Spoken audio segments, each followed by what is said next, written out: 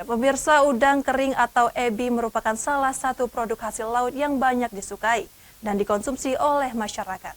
Beginilah proses pembuatan ebi yang masih dikelola secara tradisional sebagai usaha turun-temurun keluarga.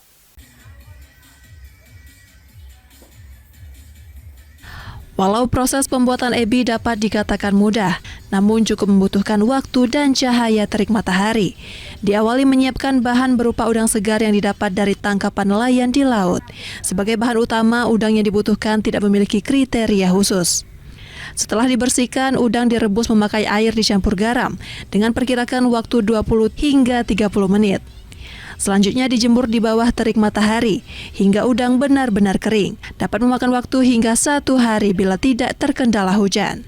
Kemudian dibanting menggunakan karung untuk melepaskan kulit. Proses berikut udang ditampih untuk membuang kulit halus yang tersisa dari pembantingan yang juga dapat dijual sebagai pakan hewan ternak. Sebagai ukuran udang basah 5 kg akan menjadi 1 kg setelah dikeringkan.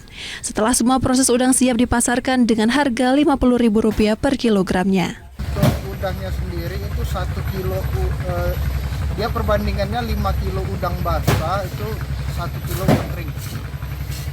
Dia susut dari 5 kilo udang basah menjadi 1 kilo udang kering. Dari Banyuasin, Ahmad Syaiful, iNews melaporkan.